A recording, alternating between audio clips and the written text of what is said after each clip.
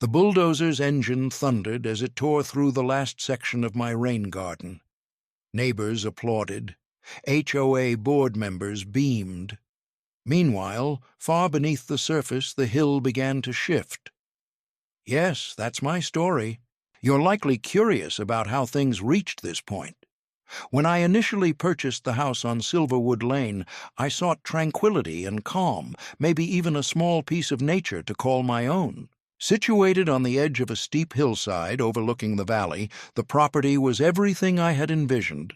The sloping terrain covered with wildflowers, an ancient oak tree leaning slightly westward as if nodding respectfully to the sun, and a breathtaking view that seemed plucked straight from a painting. What the real estate agent failed to mention was that, although the panorama was stunning, the hillside was a potential disaster waiting to happen without proper care. Heavy rains, he said casually with a wave of his hand, were uncommon in this area, and besides, the builders had designed adequate drainage. Still, I remained skeptical.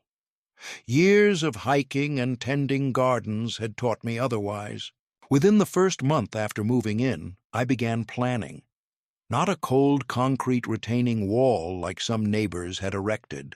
No, I wanted something sustainable, something both beautiful and practical. I chose to construct a rain garden, carefully selecting native plants with strong root systems to stabilize the soil, flowers to lure pollinators, and small berms plus swales to slow the water's rush down the incline.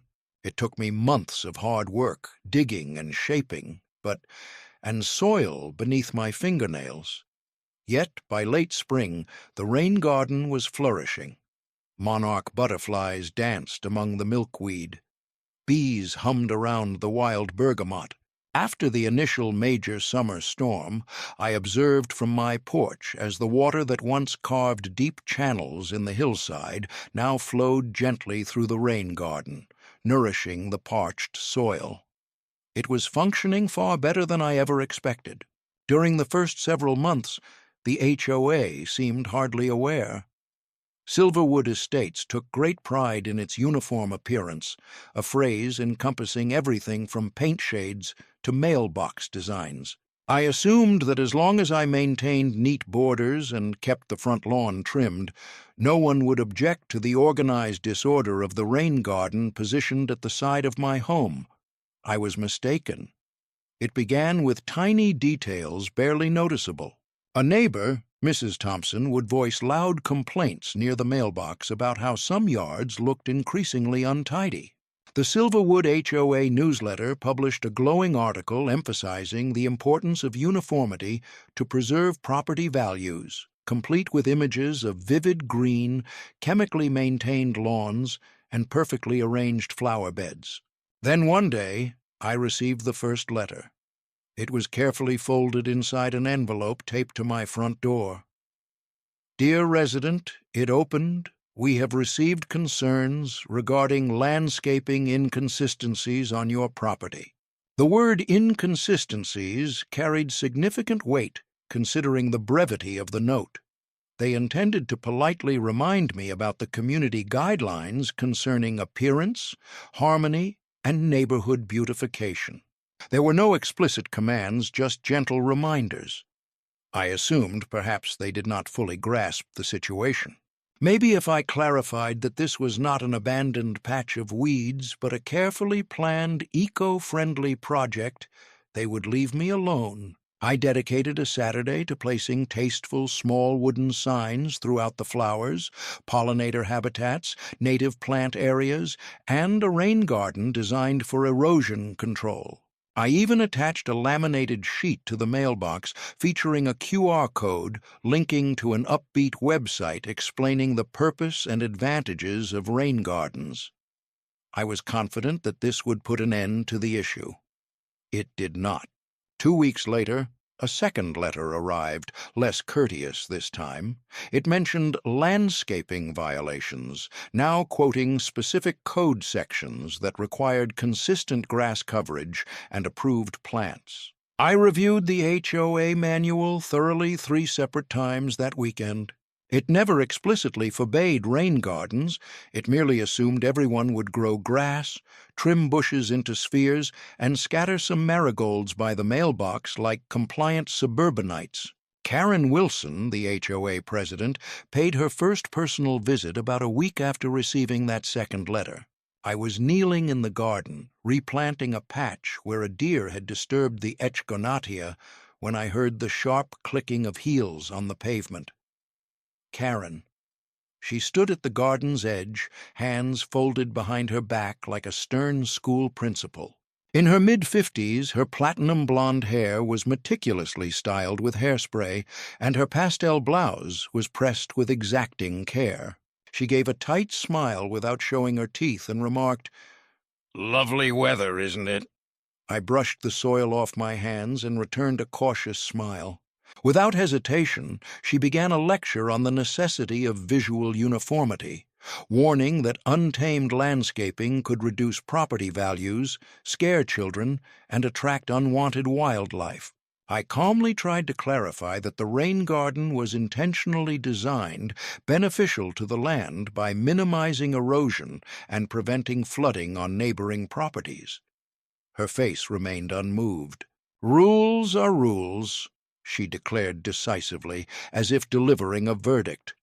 Then she turned sharply and left without another word. From that moment on, the warnings accumulated rapidly. Each week brought a new complaint. Unauthorized structures because I had placed small decorative stones to manage water flow. Excessive plant height, as some native grasses grew to 4 feet tall.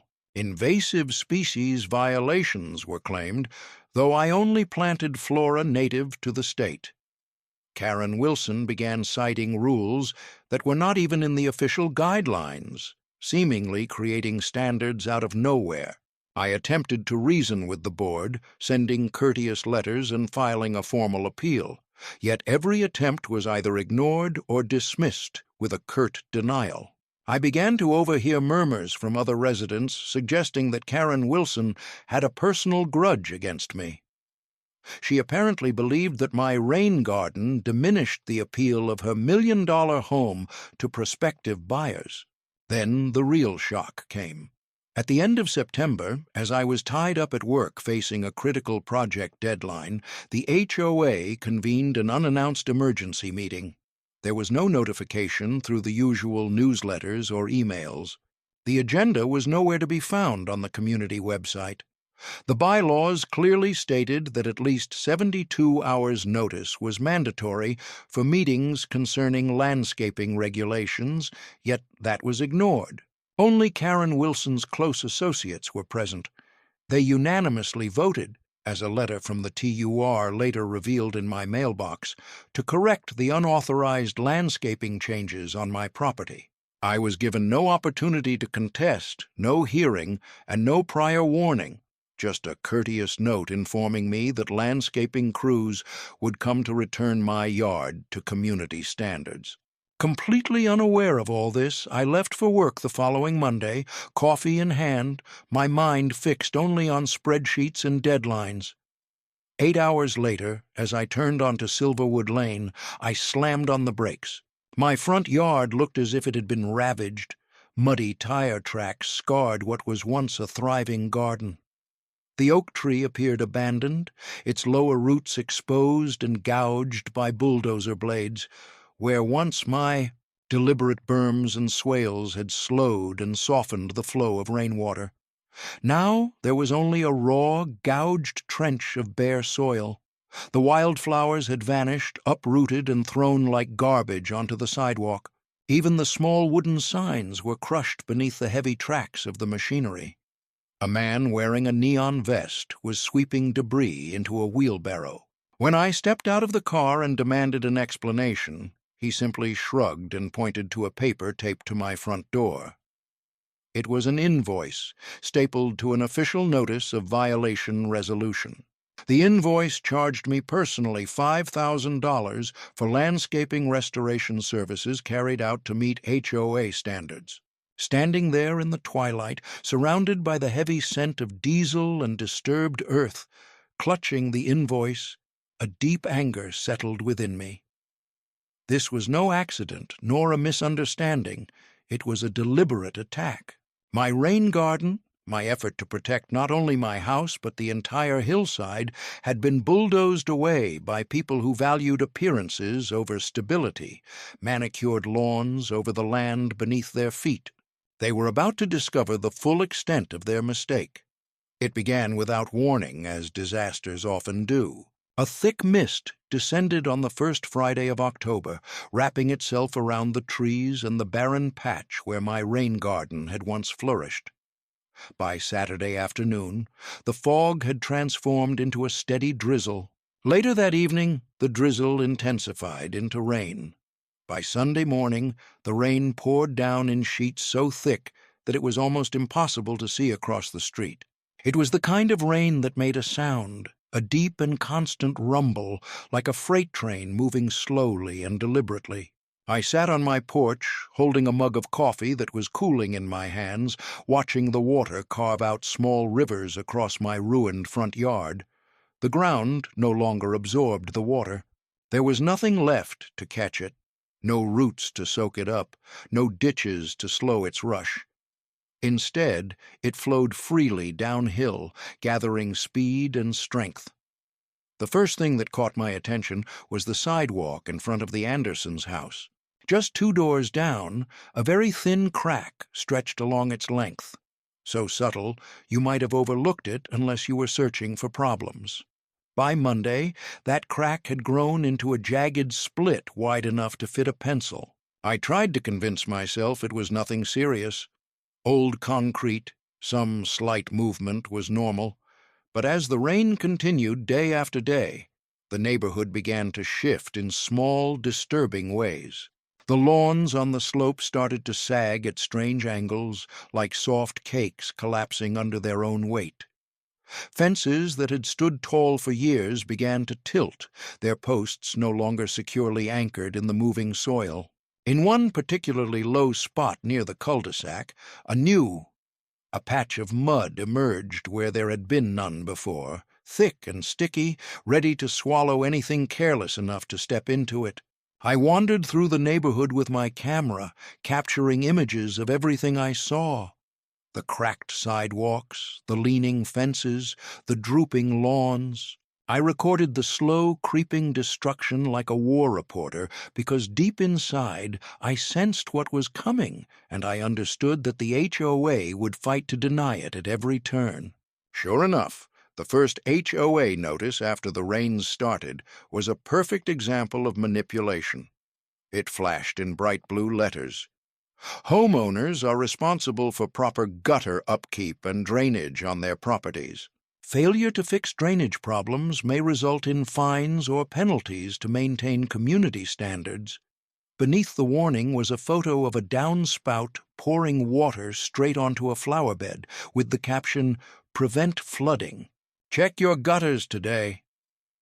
There was no mention of the landscape slope, no reference to the destroyed rain garden, no recognition that the very system meant to control the water had been ruined by their own directives. Karen Wilson even sent an email personally reminding everyone that a few unattractive spots had already been fixed to enhance community unity. At that moment, I realized that if I wanted to prevent this from snowballing into a full disaster, I needed expert support. That Monday, I called in a favor from an old college friend. An acquaintance, Greg Maddox, had advanced to become a certified soil engineer, focusing on erosion control. The next afternoon, Greg arrived wearing boots caked with mud and carrying a clipboard that looked like it had endured countless disasters. I guided him around the property in the light rain, pointing out areas where the soil was already shifting and places where the former rain garden had helped stabilize the hillside. Greg prodded the earth with a metal rod, collected soil samples in small plastic bags, and murmured to himself as if he already knew the outcome, but still needed proof. After 2 hours, Greg wiped his hands on his jeans and gave me a serious look. He stated bluntly, "You are living on a time bomb. Your rain garden used to hold this slope steady. With it gone, nothing keeps this hillside intact except pure luck and some sparse roots. He drew a sketch on the back of his clipboard. Rainwater was soaking into the upper soil layers and seeping down until it hit a dense clay layer. The water was building pressure between these layers, acting like a lubricant. He warned that just a bit more rain could cause a large part of the slope to collapse. Greg tapped the diagram with his pen and explained that the slide would begin at the vulnerable points, cracks in sidewalks, sinking fence posts, and you are incredibly unfortunate, and it will end up damaging several backyards along the way. Equipped with Greg's initial report, I chose to give the HOA one final opportunity to correct their error before the situation deteriorated further. I gathered my photographs, included Greg's discoveries, and drafted an official letter warning them of an impending slope collapse caused by the destruction of the rain garden.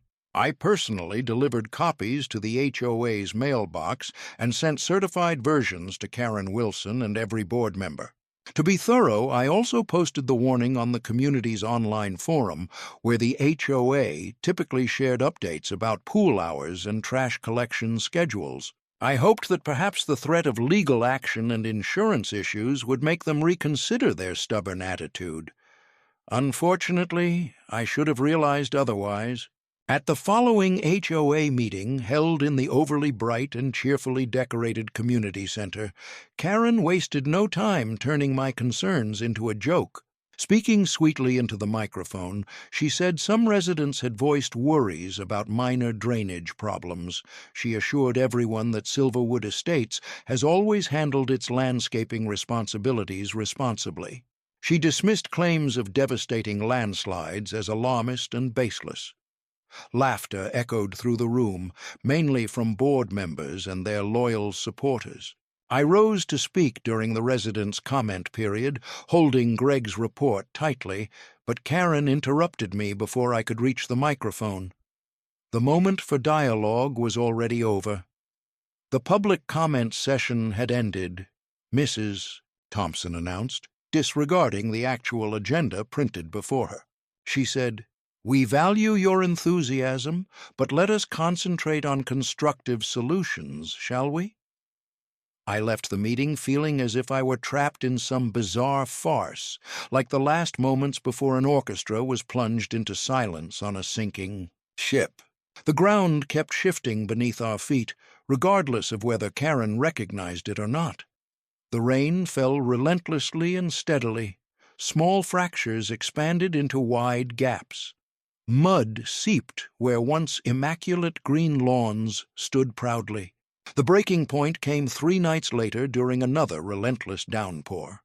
Restless and awake, I heard it, a sharp cracking noise resembling a tree branch breaking under the weight of ice, but deeper and more powerful. Grabbing my flashlight, I pulled on my boots, my heart pounding. By the time I reached Karen's grand house at the top of the hill, half the neighborhood was already outside, forgetting their umbrellas, mouths agape in shock. The retaining wall supporting Karen's pristine backyard had split in half. A jagged fault line ran straight through the center. One side of the wall had completely collapsed, dumping a flood of mud, rocks, and broken stones into the yard below. The Jacksons' brand-new cedar fence crumpled like paper under the mudslide. Patio furniture, garden lights, and entire flower beds were buried beneath the destruction. Beds slid down the slope in a muddy flood. Karen stood on her back porch, shouting into her phone as murky water reached the edge of her flawlessly cleaned patio tiles. Her husband, Greg Wilson, was beside her, pale and motionless, clutching a useless garden rake, as if it might somehow halt the flow of destruction. I caught the gaze of one of the HOA board members standing nearby, stunned, and nodded with a serious expression. This was no accident. It was the unavoidable outcome of arrogance and ignorance crashing headlong into the harsh rules of nature. As the rescue teams arrived, struggling through the slippery mud, I held back, drenched to the bone, reflecting on how Karen had dismissed my warnings as panic. how she had mocked me while my garden was demolished beyond repair, how she had smiled as she handed me that hefty fine of $5,000. I thought about all of it as the hillside kept shifting and sinking under the relentless weight of the storm. And for the first time in weeks, I found myself smiling as well. The landslide was just the start. As the rain persisted through October into November, the damage around Silverwood Estates escalated from unfortunate to undeniable. Cracks spread out like spider webs across driveways and patios, widening each day until ignoring them was impossible. Entire sections of fences leaned dangerously, their foundations partly submerged in the soggy earth. Even the retaining walls, built by the more cautious homeowners, began to show signs of failure. The ground was trembling and bulging as the earth shifted beneath them. The most severe destruction, as expected, struck the houses located nearest the hill's peak, including Karen Wilson's expansive 5-bedroom showpiece. Rumors quickly spread that a crack had appeared in her foundation, a vertical split running along the main support wall of her recently renovated kitchen. Workers came with tarps and braces, hammering through the night, but no amount of emergency reinforcement could conceal the harsh reality. Her dream home was beginning to sink into the very soil she had arrogantly believed she could control. It wasn't long before other residents realized something was terribly wrong. When the first group of insurance adjusters arrived, clipboards in hand, their findings sent shockwaves throughout the community. Because the HOA had ordered the removal of a fully functional, documented erosion control measure, specifically the rain garden, the insurance companies categorized the landslide damage as a deliberate modification of the terrain, not an unforeseeable natural disaster. Simply put, homeowners' policies would not cover these damages. Claims were denied repeatedly. The costs for repairing cracked foundations, broken retaining walls, warped door frames, and collapsed patios were all falling onto the homeowners themselves. Initially, the anger was sporadic and shared in hushed tones behind closed doors, but it soon began to swell like an approaching storm. Homeowners who once smugly, residents who once agreed with Karen Wilson's talks about community rules, suddenly faced repair bills amounting to tens of thousands of dollars with no assistance in sight. Emergency gatherings were called. Fierce debates erupted on the neighborhood's online forum. For sale signs began appearing everywhere like mushrooms after rain, although few buyers showed interest once they learned about the unstable ground. Throughout the turmoil, Karen struggled to keep control, claiming that the HOA was exploring solutions and attributing the damage to poor upkeep by individual homeowners. During one unbelievable meeting, she even suggested that the houses might have been poorly constructed from the start. Nobody believed that anymore. It was time to take action. I had spent the weeks following the arrival of the bulldozers, carefully documenting every detail. I gathered photos of the rain garden before and after, copies of all letters and fines, soil test reports, Greg Maddox's erosion study, video footage of the landslide, and even screenshots of HOA emails dismissing my warnings as hysterical. I compiled everything into a thick, meticulously organized binder and arranged a meeting with a local attorney named Jennifer Cole, who specialized in disputes with homeowner associations and property law. Jennifer, a sharp-eyed woman known for taking down overbearing HOAs, listened attentively as I explained the entire situation. When I finished, she leaned back in her chair and said, "In simple terms, this is one of the most foolish actions I have ever seen a homeowners association take. We must sue them until they are defeated." We proceeded to file the lawsuit the very next week. The accusations were numerous: property damage, negligence, breach of fiduciary duty, violation of easement agreements, and intentional infliction of emotional distress. We named the Homeowners Association as the main defendant, but also specifically included individual board members, among them Karen Wilson, for acting beyond their authorized powers. The lawsuit demanded compensatory damages for the destruction of my rain garden and the heightened risk posed to my property, punitive damages because of their blatant disregard for expert warnings, and coverage of legal expenses.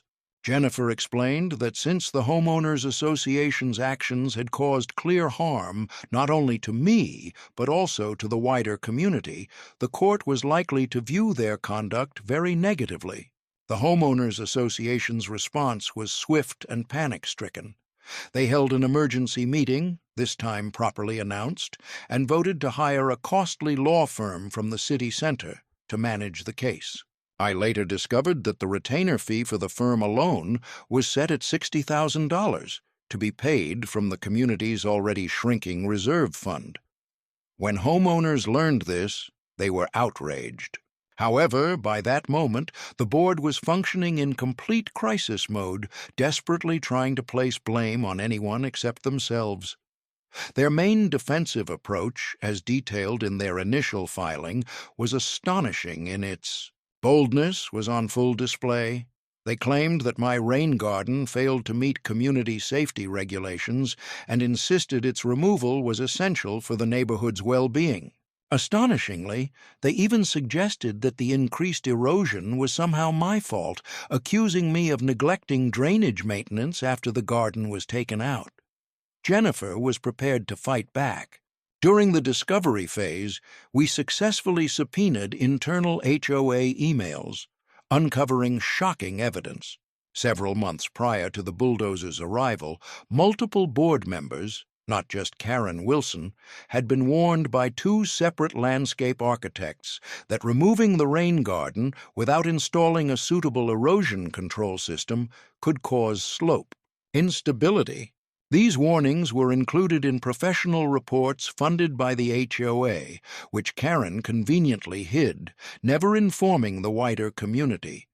One particular email from Karen to the board was especially incriminating. She wrote, "I don't care what some dirt hippie says about erosion. That ugly weed patch has got to go. We'll fix any problems later if we have to." But the revelations did not stop there. In another set of emails, we learned that the company hired for the bulldozing was Green Horizons LLC, a brand new business registered just 3 months before the project started. The owner of Green Horizons turned out to be Matthew Whitmore, Karen's younger brother, using his middle name to avoid easy detection. The contract for the remediation work had been awarded without any competitive bidding, breaking the HOA regulations, and an outrageous sum of $20,000 was charged for a task that should have cost less than $5,000. Matthew had pocketed the money, secretly shared it with Karen Wilson, and abandoned the hill to deteriorate. When Jennifer presented this proof in court during the pretrial hearing, it struck the courtroom like a bombshell. The judge, a strict woman named Marissa Hayes, glanced over her glasses at the HOA's chief lawyer and asked in a tone colder than a winter rain, "Are you seriously telling this court that your clients approved the destruction of a crucial erosion control system simply because of personal aesthetic taste?" The attorney, faltering, admitted that they ignored expert advice and then directed the job to a family member for private benefit. The courtroom audience, filled with angry homeowners who had come to witness the drama, burst into hushed outrage. Karen Wilson, who had been so confident during the first court date, visibly fell apart as the scandal unraveled. News spread rapidly. Within just a few days, the local newspaper published a front-page article titled "Silverwood Estates HOA Faces Lawsuit Over Landslide Scandal," featuring damning quotes from affected homeowners and a photo comparison showing the thriving rain garden before and the mud-covered wasteland after. Television crews camped outside the neighborhood while anonymous flyers appeared in mailboxes. Residents were urging everyone to demand Karen Wilson's resignation and called for a complete review of the HOA's financial records. Faced with overwhelming pressure, the board hastily convened an emergency general meeting.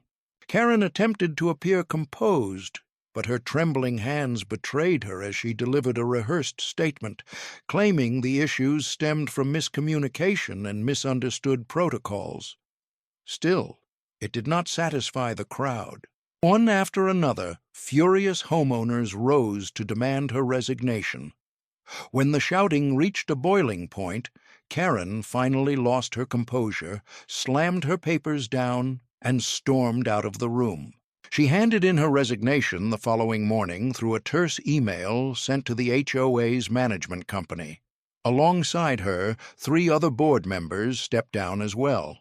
The HOA was left not only leaderless and financially drained, but also deeply entangled in ongoing legal battles. For me, the struggle was far from complete. However, standing outside the courthouse that afternoon, watching Karen drive off in her shiny white SUV with a frantic "for sale" sign taped to the rear window, I allowed myself a brief sense of triumph. They had bulldozed my rain garden, believing they were dealing with a mere annoyance. Instead, they had triggered a powerful reckoning. The day the verdict was announced, the courtroom was so crowded that people were pressed against the back wall, trying to catch every word. Sitting at the plaintiff's table, hands folded in an attempt to appear calm, my heart pounded fiercely in my chest. Jennifer, my lawyer, gave me a small, confident nod. Across from us sat the remaining board members, remnants of the turmoil they had caused. The HOA board shifted anxiously as their costly downtown lawyers murmured heatedly among themselves. Karen Wilson was absent. She had relocated a fortnight earlier, selling her once-cherished home at a considerable loss. After fractures spread like a spider's web throughout its foundation, and buyers withdrew one after another, the court uncovered every falsehood, every pretext, every frantic effort to deflect responsibility. When the judge ruled in my favor, her tone was sharp and definitive, resembling a gavel pounding down in a silent church. The HOA was held accountable for property damage, negligence, and breach of fiduciary duty. They were instructed to pay full compensatory damages for my ruined rain garden, along with extra penalties for creating an unsafe living environment. Additionally, they had to cover all my legal expenses, court costs, plus an extra fine for dishonest litigation tactics. In total, the judgment amounted to nearly $1,200,000. The courtroom erupted with a mix of whispers and gasps. Some homeowners quietly celebrated, while others merely sat in shock as the weight of the ruling sank in. For the HOA, this was a complete catastrophe. Their insurer declined coverage because, once again, the landscaping changes had been intentional and against expert advice. This left them with only one choice to satisfy the judgment: impose a special assessment on every homeowner in Silverwood Estates. The notices were sent the following day, cold and impersonal. Dear resident, to fulfill the association's legal responsibilities, a special assessment of $180 per property must be paid. The full amount is expected within 60 days. The outrage that erupted made previous conflicts seem like a gentle spring drizzle. Homeowners who had once proudly enforced Karen Wilson's trivial regulations suddenly found themselves responsible for tens of thousands of dollars in legal debts they never agreed to. Emergency HOA meetings quickly deteriorated into shouting matches. Accusations flew rapidly like hail. Who had supported Karen Wilson's proposals? Who had remained silent? Who had ignored the early warnings? Lawsuits were threatened, and friendships broken. For sale signs appeared on lawns as if mushrooms had sprouted overnight after a heavy rain. Yet few buyers showed interest in properties within a neighborhood now notorious for landslides, legal battles, and enormous fees. The Silverwood Estates Facebook group, once a lively spot for block party invites and notices about lost pets, transformed into a battleground filled with angry posts, bitter accusations, and hastily written legal threats. Meanwhile, I carefully planned my next steps. The settlement funds, after covering legal expenses, left me well equipped to restore the land. However, I was determined not to simply return things to how they were. I hired Greg Maddox and his firm to create a rain garden whose scale would make the old one appear childishly small. Together, we drafted designs for a two-level system, featuring a thick upper garden designed to capture runoff and slow the runoff right below, the top of the hill, and a lower basin filled with deeply rooted native plants, flowering bushes, and small decorative trees designed to capture and soak up thousands of gallons of water during each significant storm. Greg hired soil experts, hydrologists, and a construction team skilled in ecological restoration. Over nearly 3 months, they transformed the damaged slope into a vibrant, living, and reinforced barrier against erosion. At the heart of it all, embedded in a hand-sculpted stone placed at the highest spot in the garden, I installed a sign that was clear, striking, and impossible to overlook. It read, "Protecting your home since 2025. Courtesy of my name."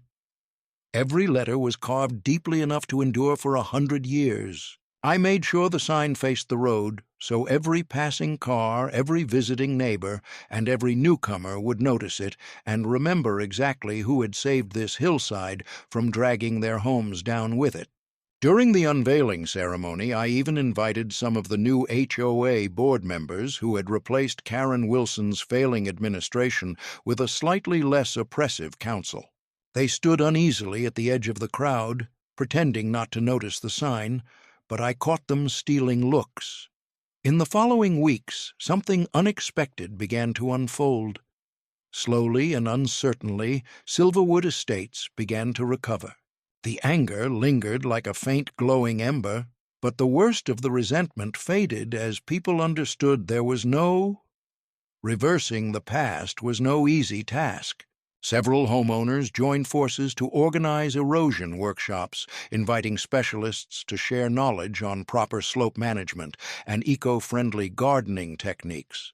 The new board introduced policies easing some of the previous strict aesthetic regulations, encouraging locals to cultivate native plants and create their own rain gardens.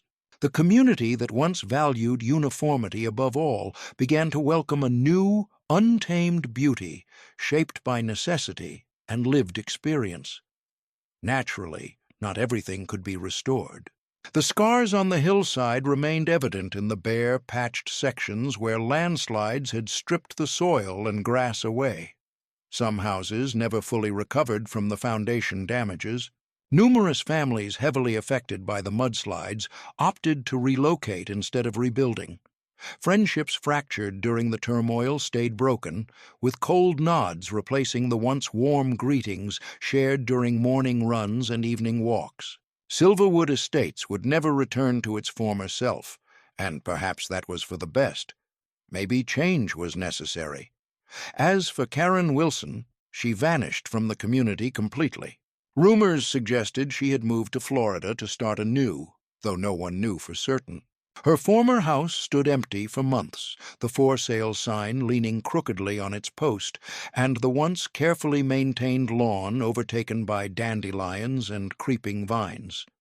When passing by during my walks, I would sometimes catch a glimpse of a potential buyer walked along the cracked foundation line, frowning and shaking their head in disappointment.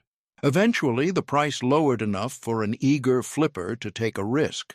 But by that time, the house had become just another warning in a neighborhood full of similar stories.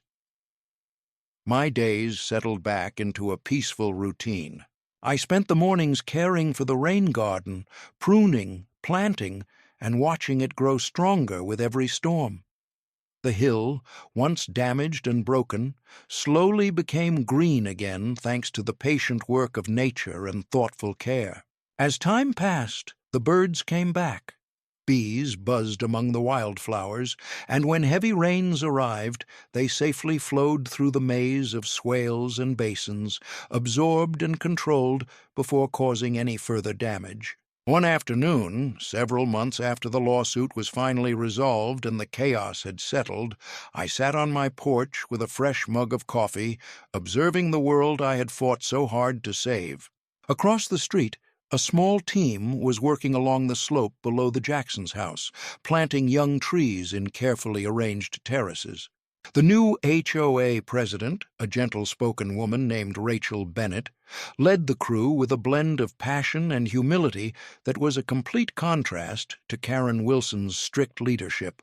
They were planting deep-rooted trees including oaks, hickories, and serviceberries, chosen not for their visual uniformity, but for their ability to stabilize the soil and protect the hillside. I savored my coffee gently, allowing its heat to seep into my bones, and smiled. It had taken legal battles, scandals, and overwhelming defeats, but at last they had understood the hard way. You cannot battle the land and expect to come out on top. The only way is to cooperate with it, honor it, and perhaps, if fortune favors you, gain its mercy. I reclined in my chair, the wind whispering through the leaves of the new rain garden below, and observed the young trees taking hold on the worn hillside. They would grow slowly, resolutely, stretching toward the sky with the quiet determination that had kept me upright when everything else looked ready to collapse. And just as they flourished, so would the community, weathered but wiser, anchored by past lessons, grounded in something deeper than surface looks, something genuine. For the first time in many moons, I felt truly at peace.